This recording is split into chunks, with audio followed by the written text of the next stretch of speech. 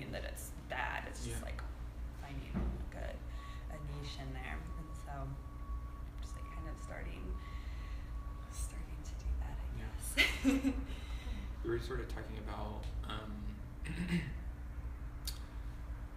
like we were talking about sort of what you do or have done in the past, and how it maybe relates to like site-specific like installation work. And so we were actually in the coffee shop, and I was saying, like, if I come into this coffee shop and do like a site-specific art installation, and then the people who come into this place to view the installation are the people who come here all the time, then like I'm potentially trying to tell them something about this place that they already know, or this place that they know more about than I do, versus if I was to take all that same information and put it into a publication and then send that across the country, then you're then like potentially delivering that information to people who are more susceptible to believing it because they don't know this place, or they've never been to this place, or they don't know anything about it, and what are maybe like the pros and cons of that, of like having a dialogue with somebody about a thing that they already know and understand, and you're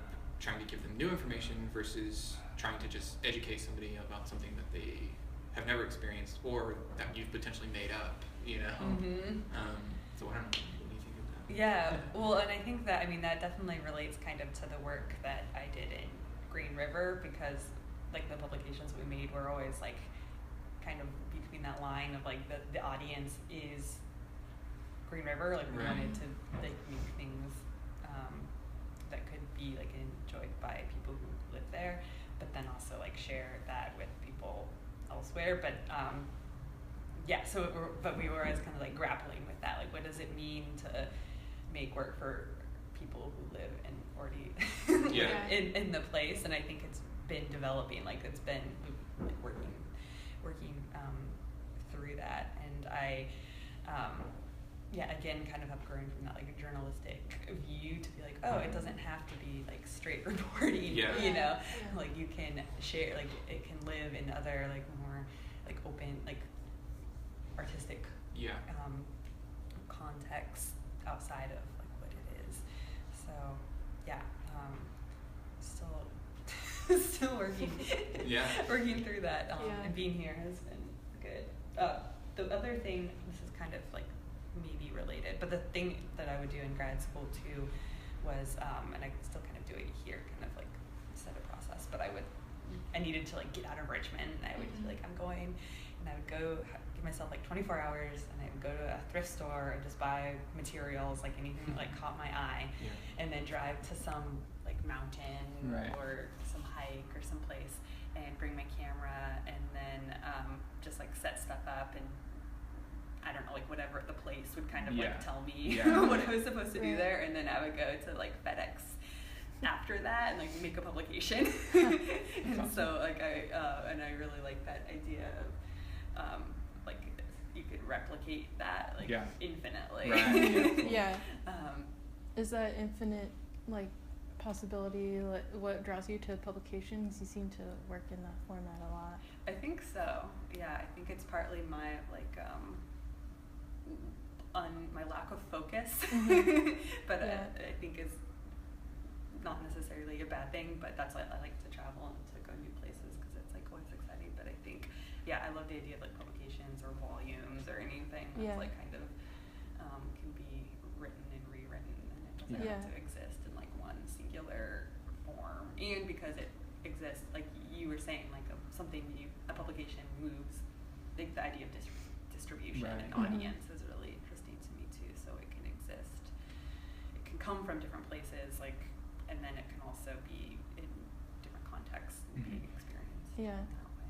It also seems to relate back to like what you're talking about, prosthetic knowledge too, like having that like as a resource for yourself and possibly others too.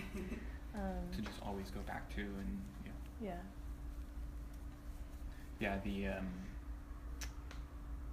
we were talking about like prosthetic knowledge, and we have some friends who are in education, and they talk about like teaching students to use a calculator versus teaching them to like memorize multiplication tables. And so like if you can teach somebody to use a tool, then they have like access to unlimited knowledge versus just teaching them to like know things or teaching them what you want them to know or whatever, you know, or teaching them math versus teaching them how to do math.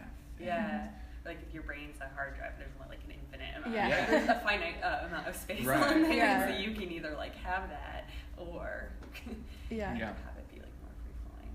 But with like publication and especially now, you know, more than ever with like how that translates to the web, but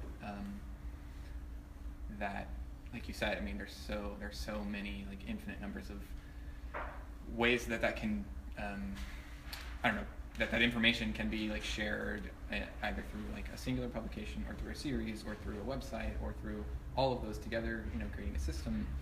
So yeah, I think that's super interesting. Yeah. And well, actually, so the thing that I'm kind of working on now as like a nebulous idea is called, you said systems, it's called fiction systems, and I'm just trying to think about like a container for the work that I'm doing, because I love, so like, I think there's always this interplay between infinite information, which is exciting, but also overwhelming and sometimes useless. Yeah. And can't be sorted in some way, so I'm interested in like how you can take like infinite possibility and sort it, make it into something digestible, or like make it searchable at the very least, so that like somebody like can understand how to find a certain thing that they need or whatever. Like an access point. And that's also, I think, where narrative can be like a kind of indexical thing, or it's a way to process. Like, and I think that's what people, humans, for as long as we've been human, have used narrative to process the unknown. Like, we're like, why is this? Like, why is it raining? You know, like there are these so many things about the world that we, like the natural world, and our like emotional world too, that we just don't understand. And narrative's a way to kind of process that crazy amount of information. Fiction systems. And just trying to do projects within that and hoping that it kind of builds itself out as it goes, kind of play between those two things. So you should check out this. There's a book, I think it's called like Newton's Quandaries or something like that, or Newton's Queries. Or, I heard Neil deGrasse Tyson talking about it, and essentially while Isaac Newton was working, he would just like, you know, he'd be working through a formula or working through an idea or writing, and he would have a thought or have an idea or have a question, and he would just scribble it in the margins of his notebook. And so this book is like all of those sort of compiled into a book. And some of them are like, the things that Isaac Newton was thinking about are things like, what if the sun and the stars are the same thing, but the sun is much closer to us? And that's just like a question that he scribbled in the margins of his notebook, but he just never got around to figuring it out, you know? That's amazing. And so it was just like that idea of even those little things that like exist in the margins or exist sort of on the fringes of your larger ideas, can, if you can find a way to, you know, archive them or whatever, then they can potentially exist as like the spark of a future idea or, you know, future knowledge if you have a way to search it or access it, you know. I like that. I also just love like what is it, marginal, like things in margin. That's like the best, you know, buying used books, or, you know, like if you're buying a book on Amazon, just go for the used, buy used section always. Totally. What's up with the desert?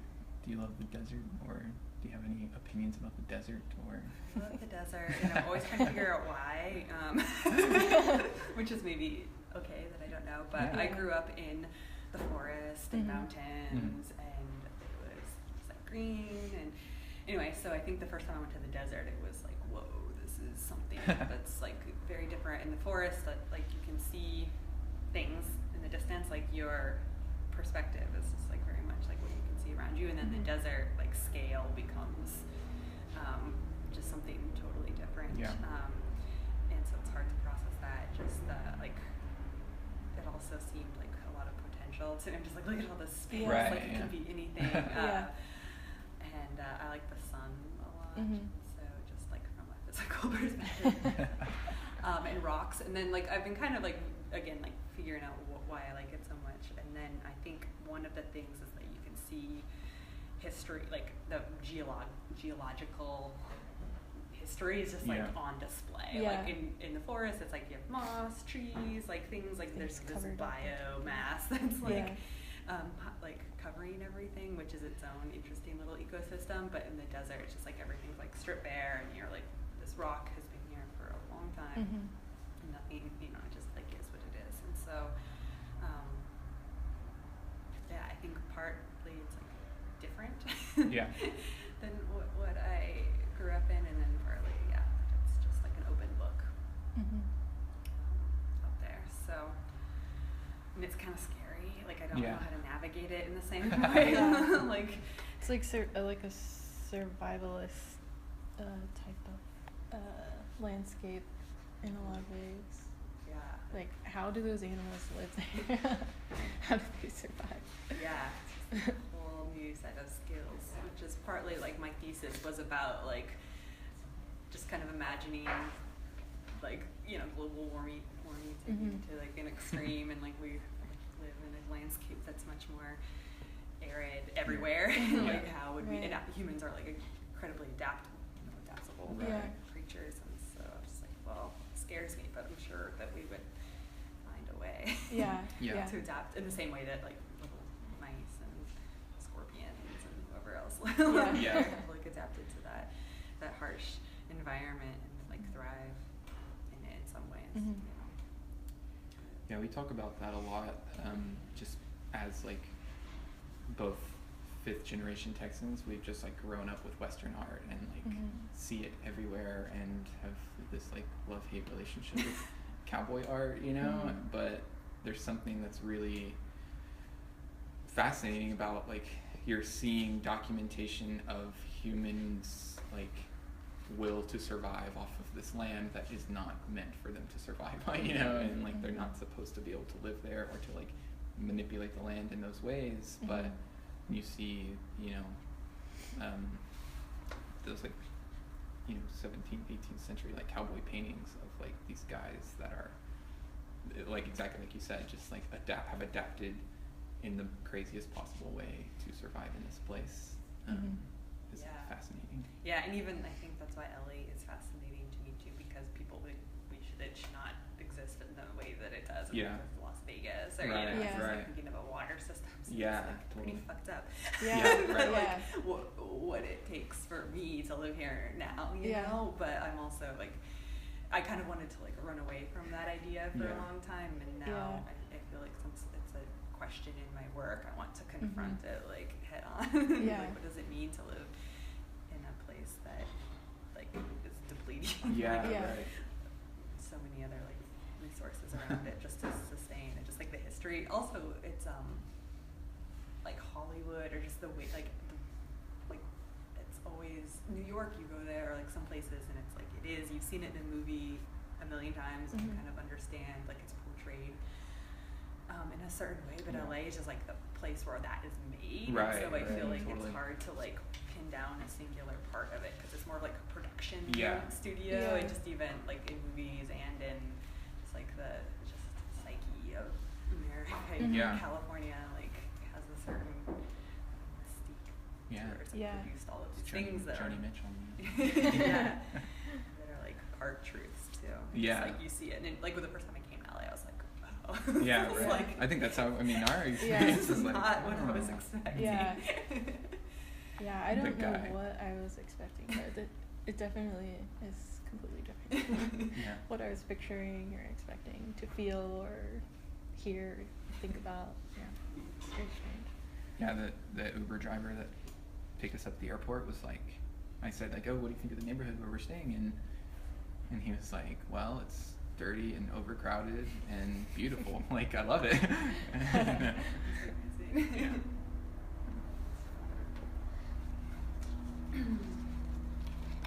Do you know, can I look at these drawings? Do you know Ryan McGinnis? Yeah, he does those like, which again is awesome, like sort of callback to the idea of archiving and like prosthetic knowledge, because everything that he draws becomes an icon, and then those icons become this like database of imagery that he makes all of his what he calls paintings, but they're prints. When I was in Richmond, he had a show at the art museum there that was really cool. Because he's from Virginia. Oh, really? I think, like the coast. I don't know. But it was cool to see the process. It was all like the process behind that. So like the idea for these drawings to just become, like you said, they're like this instant thing that you can create.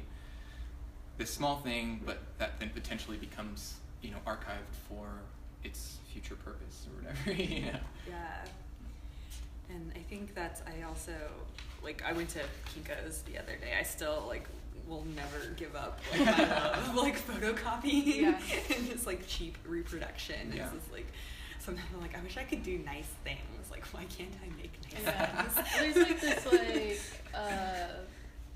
kind of, there's this fear of, making a nice thing. There's so many expectations you have to, live up to in order to make a nice thing. I think especially when you're talking to a wider audience, in publication format, it's nice to be accessible and kind of it's freeing a little bit, lets you make mistakes in some ways that you weren't able to before if you're trying to make a nice thing. Yeah, and I think I just like that room for exploration, yield, unexpected event results coming out of that too. It definitely frees. It gives me some space to work within without a certain pressure of knowing the outcome or knowing what I want the intended outcome to be. Yeah. Do you think? Oh, go ahead. I was just gonna say I've been working with this website called Newspaper Club. Oh yeah. I got a couple of things printed, or I got a couple of things delivered last week, and it feels really good to have this kind of cheap material in your hand that you can just give away if you want, just put places. Yeah. It's great because it's and the larger quantities that you get, it's way cheaper for each issue, but they're run $2 to $3 a piece, so it's very cost effective too. Yeah, precious. And I just like ephemera. I love going finding forgotten scraps of anything, and so I like the idea of kind of being part of that continuum, because it's gonna eventually exist out of context. The things that I find have these other stories that I don't really know about, and so you can uncover them and kind of imagine. And I like to think that maybe someone will find in the future, be what is this? Right. Be totally off. Which is why history is just fascinating to me, or the way that people kind of create histories based on empirical knowledge, but also a lot of just sure. So best guesses. Do you think that the FedEx Kinko's and the Staples Copy Center is a small town mentality, a small town Midwest kind of mentality of that's what's available, so that's what you learn to use or learn to manipulate, and then over time that becomes an appreciation, or is it? Yeah, well, it's funny. I always kind of had a weird relationship with it, because on one hand I wanted to make things that were more I wanted to find mom and pop coffee shops, because that seemed more in line with just the way that I worked on things I was interested in. But then it was Kinko's is everywhere. I could go to anywhere, and it's there, and it's that constant that allows you to process the individual nature, and it's just America, the United States too, is also becoming more box store. There's some kind of interesting interplay there, but I do think it does relate to using what you have, whether it is a mom and pop shop or increasingly ubiquitous Kinko's, FedEx offices. They're gonna go away eventually, right? I don't know. Are they growing or are they shrinking? I don't know. I have no idea. Yeah. When I first moved here, actually, I had all of them were in Glendale, and I was like, where do I go? But then I just found out that there's one in Little Tokyo, and I can even take the train down there, and it takes like 2 seconds. I'm like, okay, like maybe I'm gonna have to come up with a new way to work. And I'm like, no. You had mentioned when you said your friend Jen, are you referring to Jen De Los Reyes? No. Okay. But she's all like many Jens. There's this Jen De Los Reyes who I worked with for a long time with Open Engagement. Okay. This conference, social practice conference that was based in Portland. Now it's in Chicago. But there's another woman named Jen Armbreast who I just actually met up with last night. But she's a feminist business consultant. Okay. Just kind of looks at ways that businesses can also be feminist and kind of embody those ideals versus traditional business ideals about how you can still be like profitable in that like in a feminine economy. Yeah. What are you learning about that? Because we're super interested in that. Well, she's let me see. She's just so smart.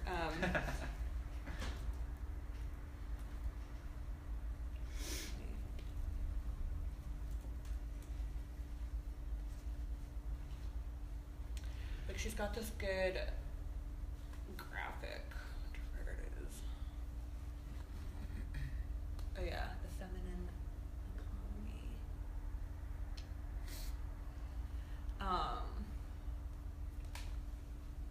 I don't know, like what sorry. What's I can just give you her website. I don't know. I'm still like learning how to talk about. Well, what do you think your I don't know. I mean, like, why is that important to you? Other than the obvious, like, but what would like running a feminist business mean to you? Yeah. Well, I think so. This is something that I think for a long time I was more interested in the subversive, or coming out with like working in a way that was kind of around certain systems and like. I would, be a freelancer here, and I would go out and, just kind of like in and out of these different systems. And then especially like even after the election, like I've been thinking a lot about business and what it takes, like what that means to run a business, because it's such a personal, like I even think about people like in Portland, like Kate and Will, like they are like their business, like it's like, and I was never like I didn't really want to like become a brand. Yeah, because I felt like I would be losing my ideals if I did that, or I would have to become like that. I just was like business equals being this type of thing, and I wasn't interested in being that type of thing. And so the reason that I'm interested in what like Jen's models is because it kind of merged. It was like they don't have to be different. Like you can combine those into something, and then just like being like a badass business owner seems like something that's not that I am that, but I just like I like really admire people. Even like Tuesday downstairs, like seeing that like what she's doing with that is kind of embodies these things that I feel like Jen Armbreast is talking about. But yeah, just thinking like you don't have to either like sell my soul to like do this, or I don't have to be poor, or like I can work and make money. Like money isn't necessarily bad. It's can be a form of power that I can use to like shape the world in a way that I want, like have it go in a direction that I want it to go in, versus just being part of a system that I don't necessarily want to be a part of, because it's like just feeds on what has of systems of power. Power. Like the power situation there just kind of always made me.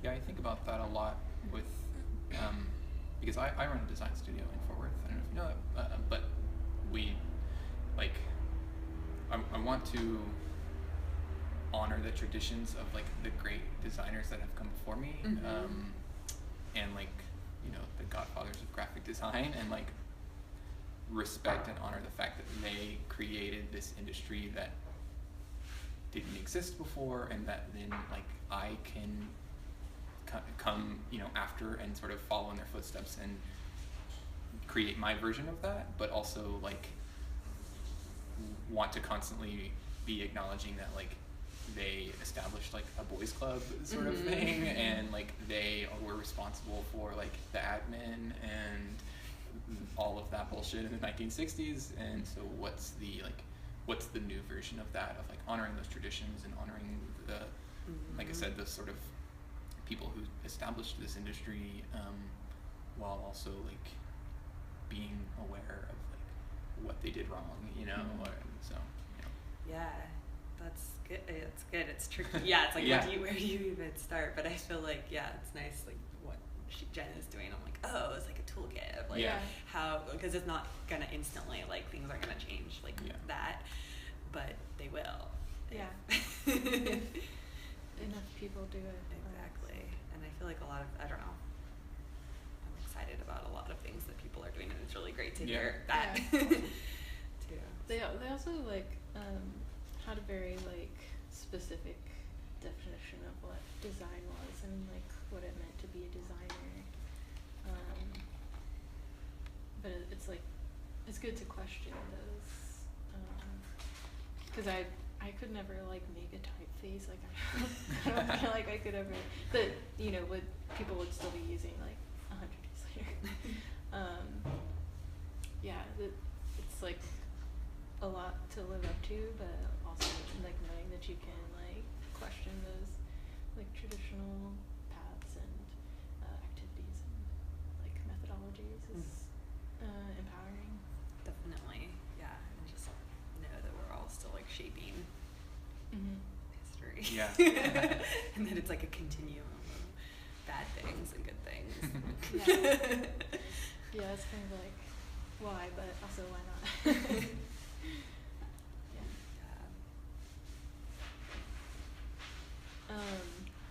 So like today I just kind of wanted to like get a conversation started, and like take some photographs of your like working space.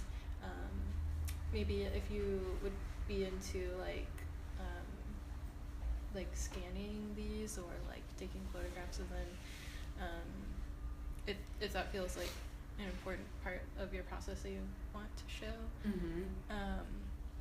Because like I kind of like said before, the magazine's really about like process and more like behind the scenes of like the finished work. Yeah. Which is great, because I feel like I'm like in process zone, the past couple months. I'm like, I haven't made anything, but I feel like I'm like getting but also like bringing value to that like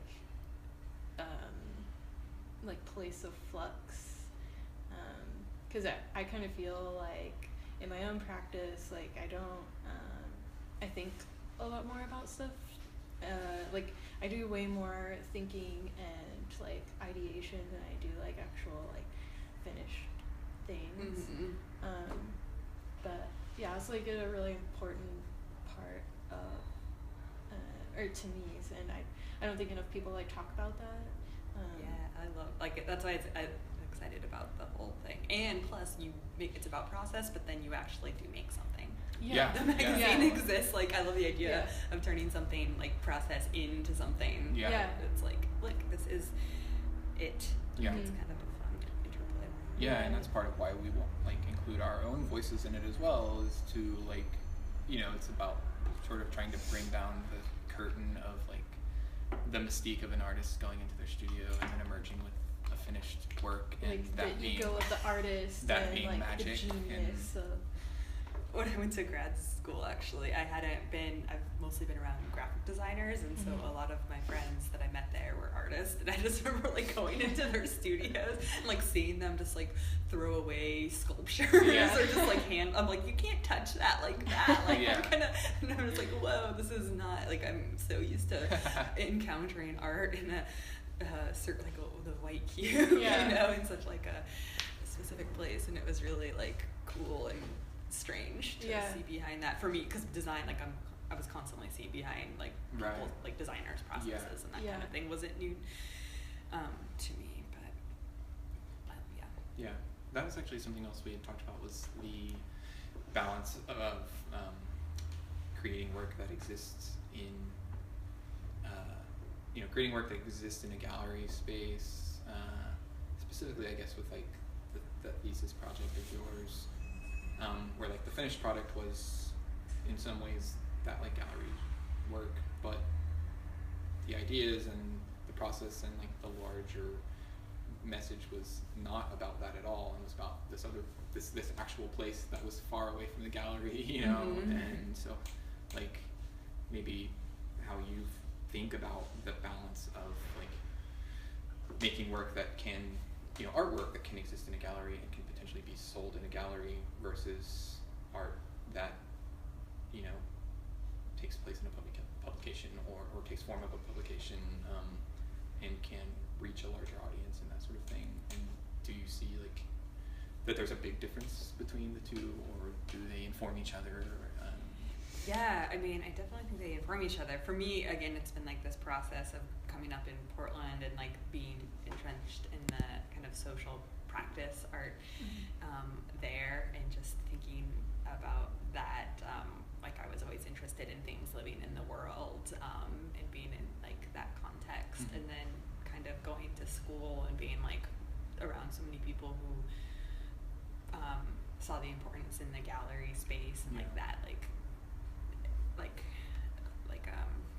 platform to show work. And so now I'm like, ooh, I get both of these. Yeah. To like, I feel like it doesn't have to be one or the other. Like I think it's kind of exciting to produce work in both spaces and to be critical of work in both spaces, because I guess in school I was like, I became more critical of the work that I had been doing before, and of like socially engaged art and what that meant, whereas before I was more critical about like white cube spaces. But I just think that they're both really exciting, and that they're both valuable, and they're both problematic in some ways, but that doesn't necessarily mean that you shouldn't, that people, me or anyone shouldn't like utilize those methods for creation. I just think of everything as a process, and it's like a learning process about how that work exists. But I mean, I don't really do any that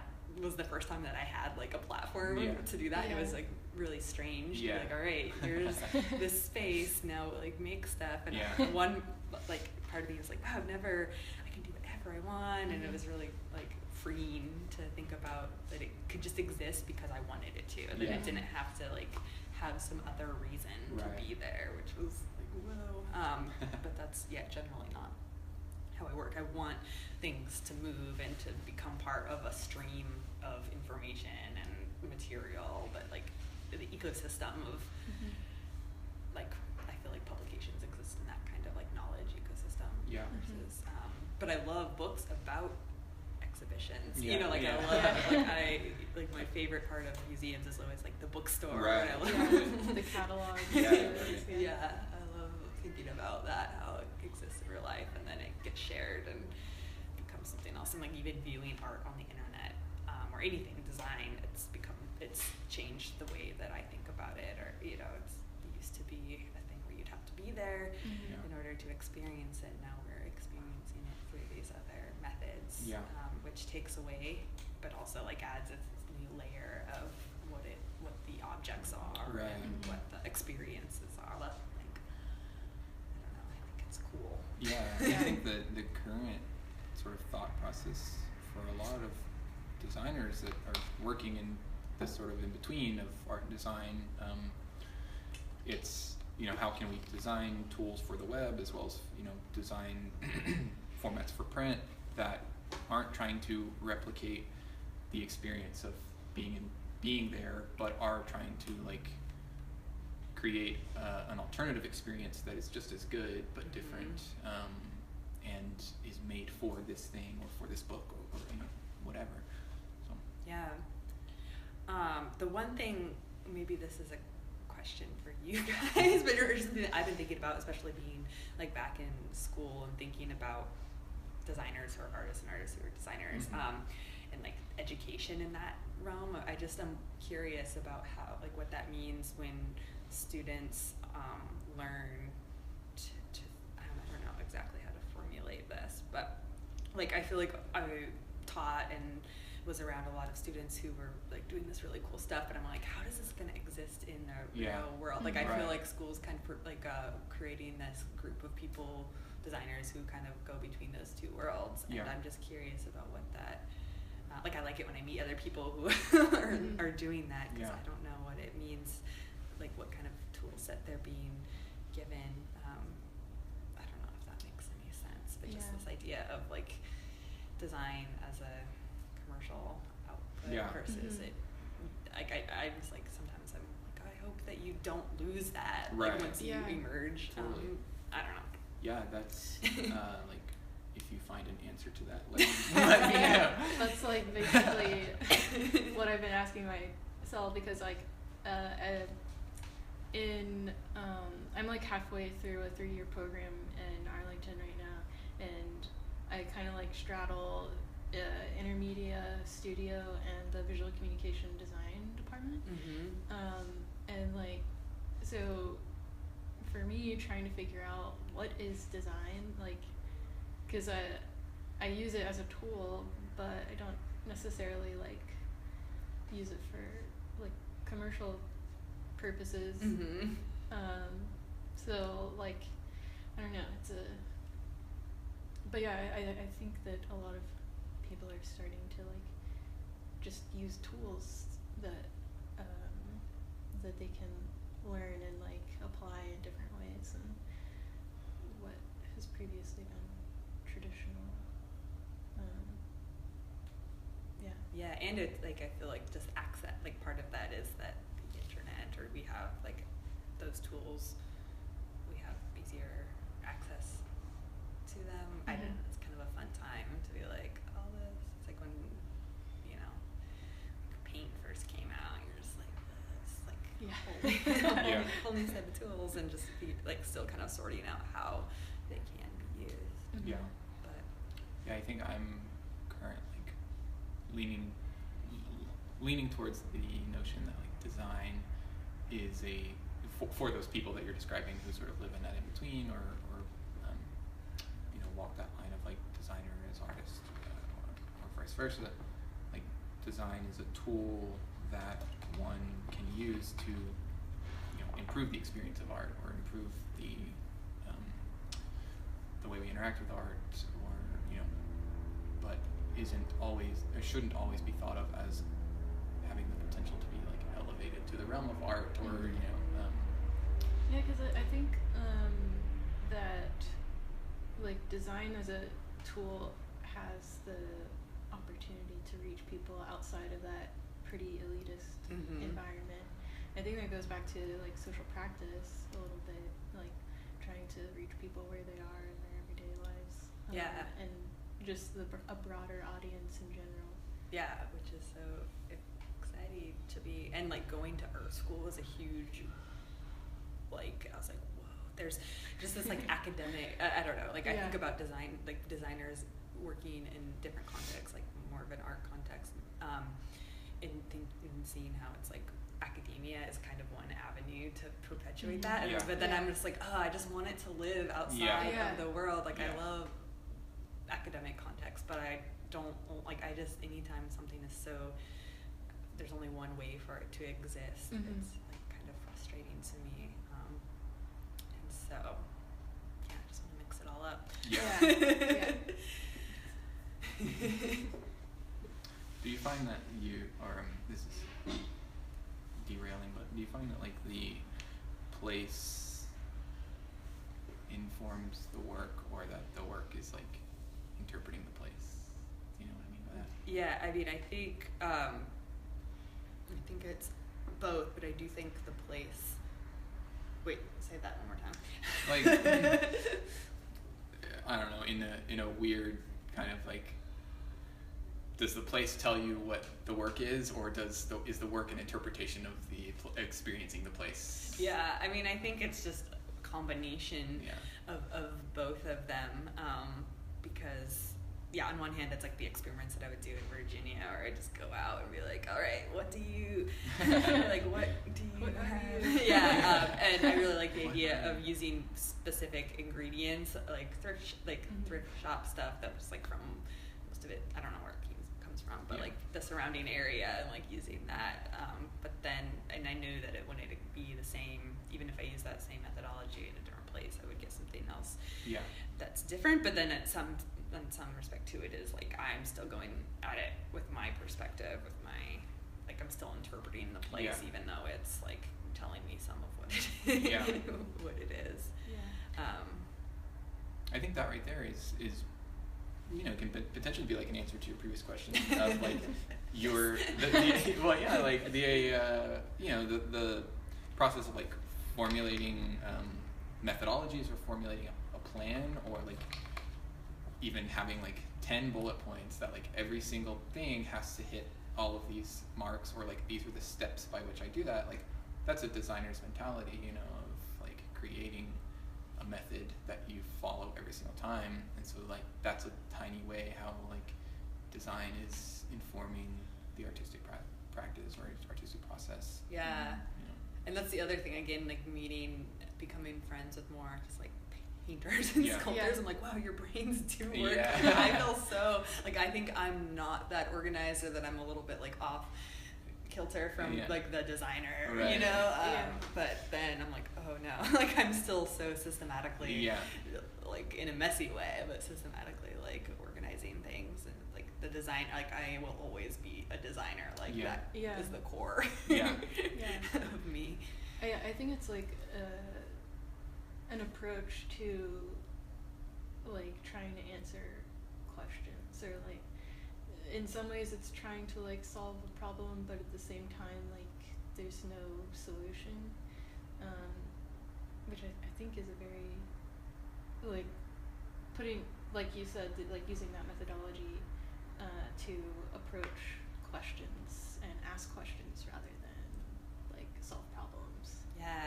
Which I read this book, and maybe I mentioned it, but it was The Invention of Nature by Andrea Wolf, about Alexander von Humboldt, and I was just obsessed with him for like a while, because I felt like he just kind of, like Europe in that time was very specific, scientific world, here's a question, we're gonna do these experiments, and we all have our little niches, or even like academia now, where it's like we're in the science department, we don't talk to any of the other departments, and he was just like thinking about science and other, like still had questions, but wasn't like doing it in such a like cause and effect way. It was like more poetic, and I was like, oh, I love the idea of that, of having this like really systematic toolkit that can be applied in like more of a poetic way, or it doesn't have to be just like straight documentation or straight answer seeking. And sometimes I thought that that's what design was, that it needed to have a reason to exist, like from the beginning to the end, but then I was like, no, it doesn't. It can start with one kind of outcome in mind, and then veer into something else, or vice versa. And you also know, when you create a system for making work, you know that you're always gonna have a thing at the end, because you've created a system that allows for that, or that ensures that you're always going to end up with something, whatever that something is, whether you are satisfied with the outcome or not. Like you're always going to have, in your case, like you're always going to have those like photocopy publications, because you created a system by which like that's the output, and that can sometimes be like the most frustrating part of working, is like figuring out how to make a thing, or figuring out how to end up with something. But creating a system by which like you can't fail in that way, and then it's just a matter of making enough of those that eventually you're happy with one of them, or you're satisfied with something, and then you learn from those what works and what doesn't, and can tweak your system or whatever. When I was teaching in my second year of school, I would do you guys know about conditional design? There's this book, it's like I forget, they're like Dutch or like some European designers, but and I would do this with my students like every once in a while to get them like their brains working differently, but basically they'd be like, you'd have this really, you'd have like big pieces of paper and like 3 colors of markers, and there'd be like, you'd be like, all right, we're gonna do exercise 1, and it's like make 3 dots, and there'd be just like this set of rules, and so what you made was like very rigid, like you had to follow the rules, but it would always be something different, and it just, I felt like it was such a good break, at least especially for this, you know, if we were feeling like everyone's so like head down and not, it was a way for people to like talk to each other and have fun, but then also be like, look, we made something, and we followed the rules, and that's it, you know. I don't know, it was just kind of a nice like, and I tried to do that. My friend he would do what he called quick wins when he was feeling like creatively frustrated. He's like, I'm just gonna make something real quick, and then it's like, I did this, okay, and moving on. But, so you can be okay with like not having something so immediate, like or like just staring at a blank page, which is sort of coming full circle, like Kate Bingham and Bert's thing of like, when you buy a new sketchbook, the first thing you should do is just tear up the first page, because like it doesn't matter, it's not precious, you know, like just start by ripping it out, and then you overcome, you know, this thing being this precious object where you have to fill each page with a beautiful drawing or whatever, and you know.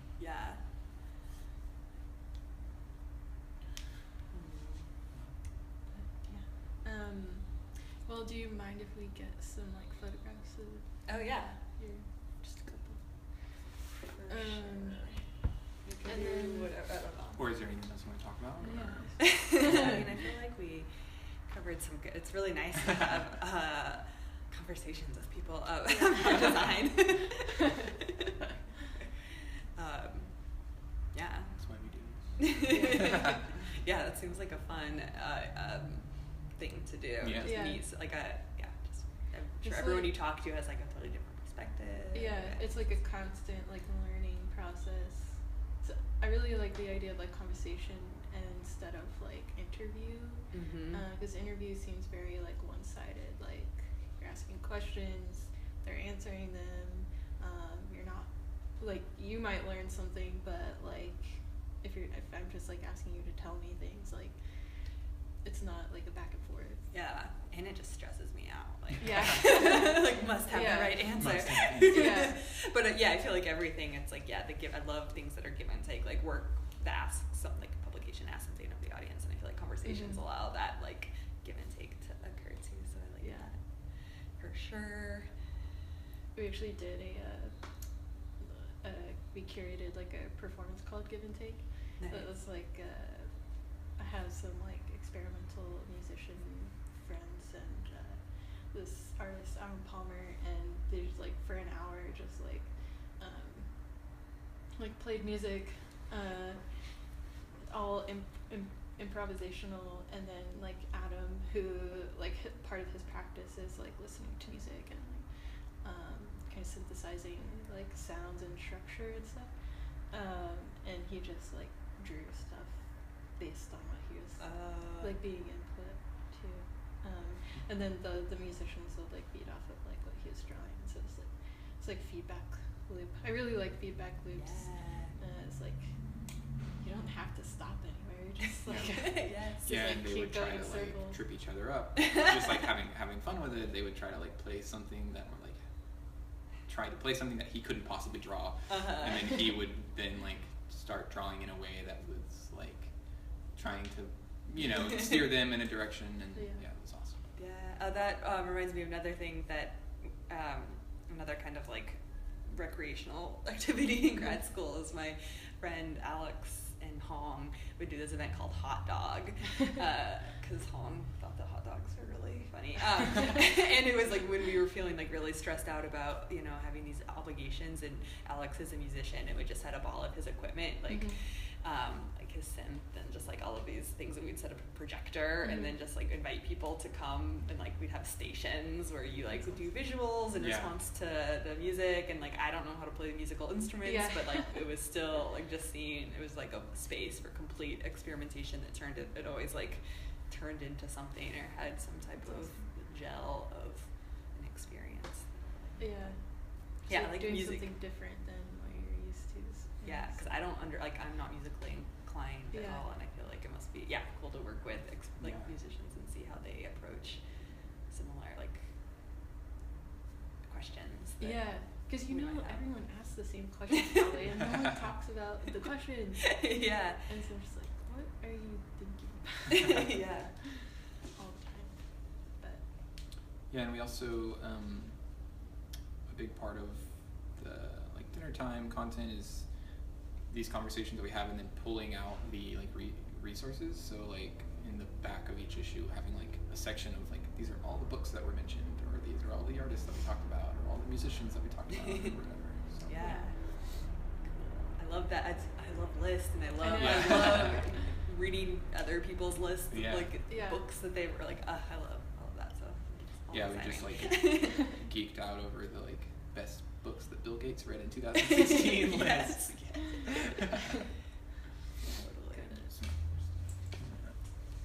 Also, how could you read so many they were all none of them were fiction. Read 30 books. Oh, Lord, I gotta check this list out. It's just a savant in some ways. Some of them were David Foster Wallace, and then others were David Foster Wallace on tennis. Written by economists or whatever. We also do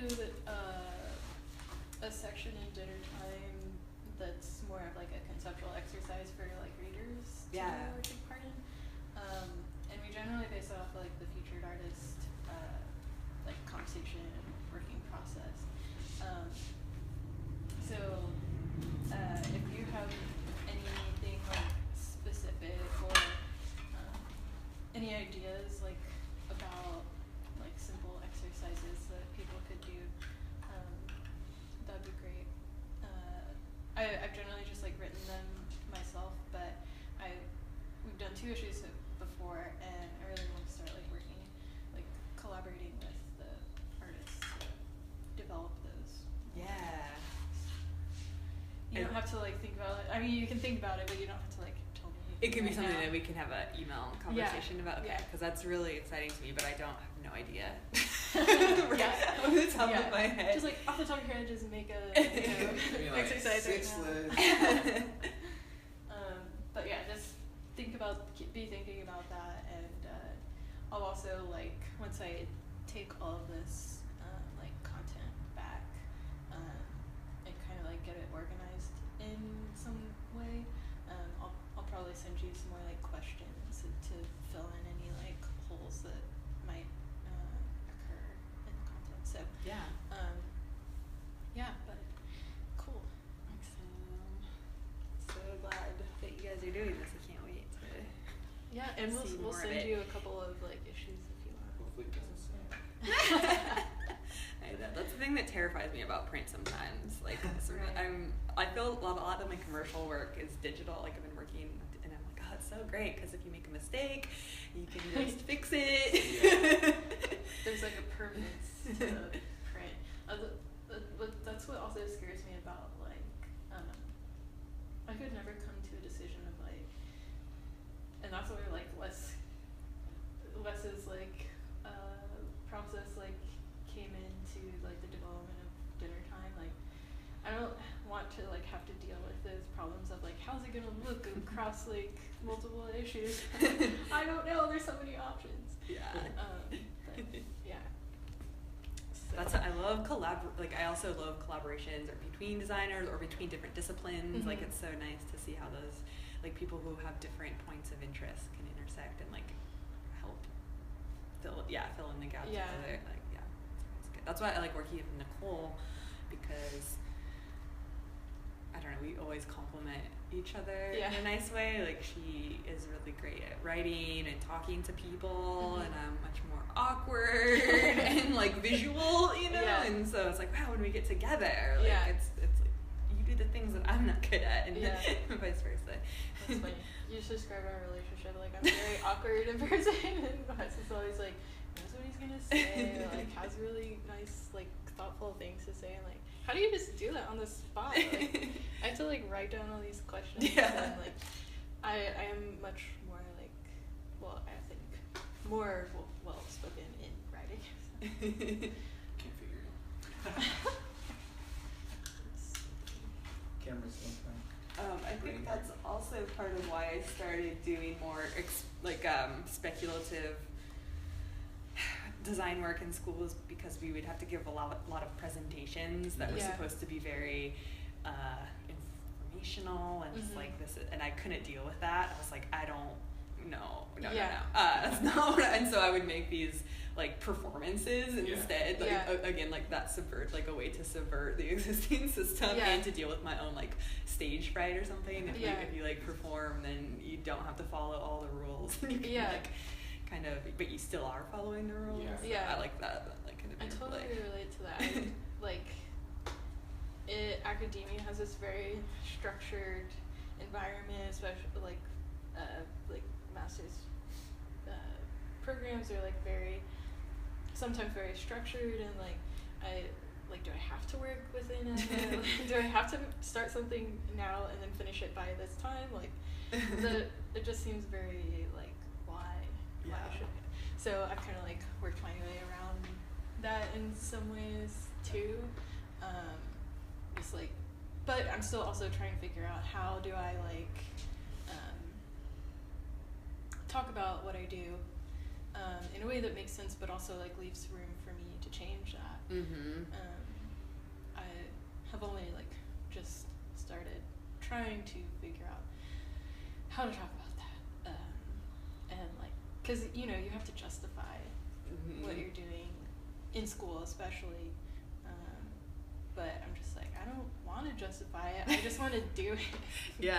And that's I was always trying to find a way to say it without saying it. And my thesis was like me battling my the head of my program about that. But in the end, it like worked out. He was like also supporting it. But I was like, how can I write a thesis that like fulfills all the requirements, but like doesn't look like a thesis document?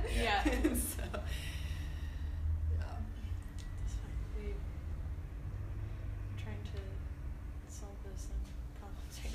Well, it will all, it's funny, you're like, it's never going to work, and then it does, and then it's over, and you're like, wow.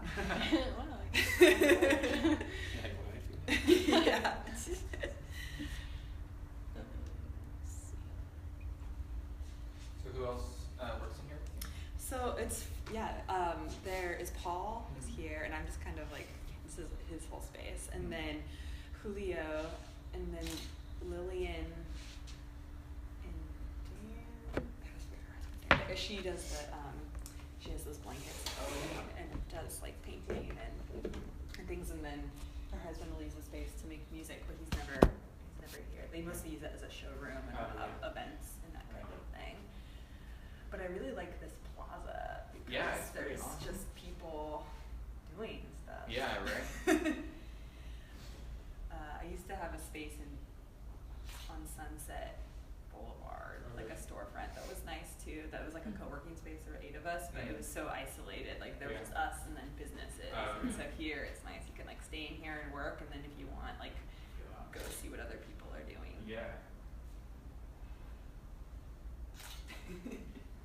What should I do? Posting stuff on like Instagram, and you're like, oh, it's a real person that makes those. I know. You can like pretend like you're typing if you Just like doing some work. Real cool. Writing some emails.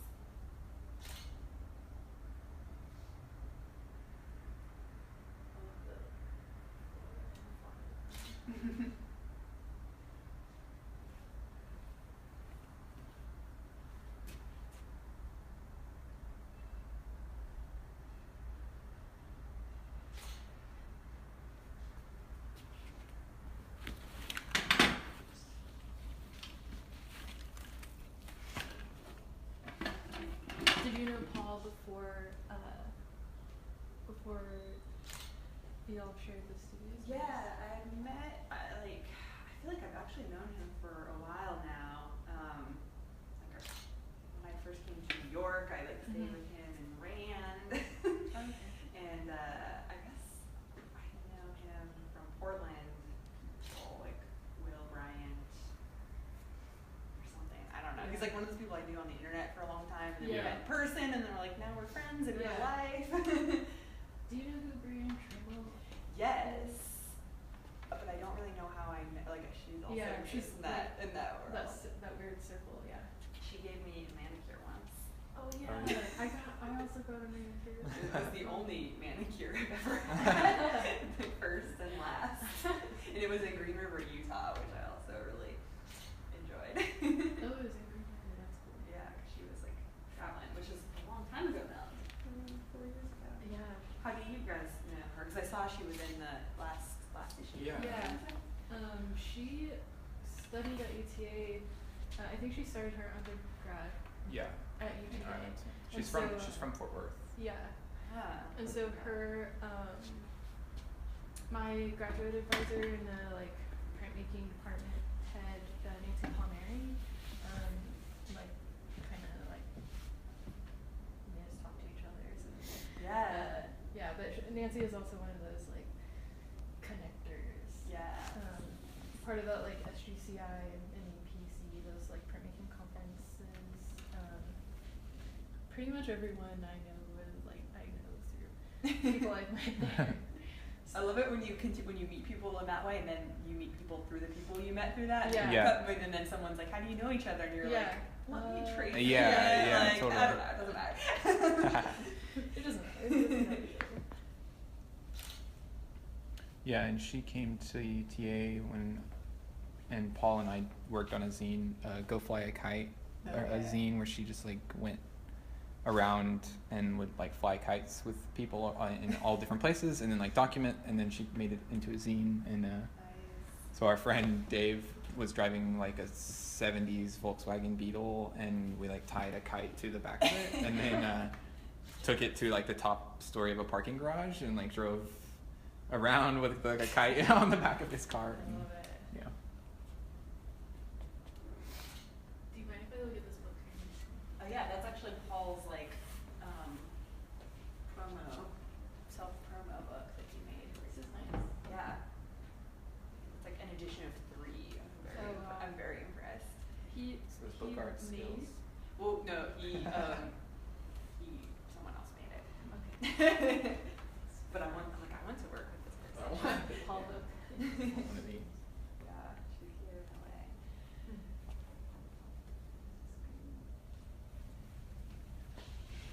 My phone died. There's a treasure in there.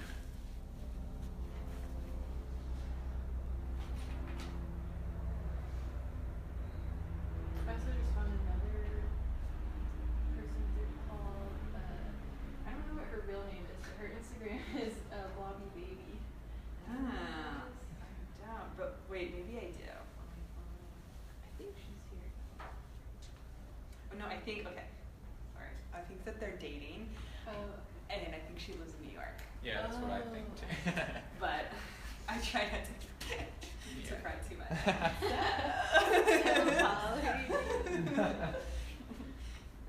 But you can't move to New York. She's kind of Yeah. Yeah, I think, I don't know, maybe he was in New York for 2 years, right? Yeah. I think he's down at all. Yeah. I am in the bathroom. Okay. It's outside. I think we got some good stuff.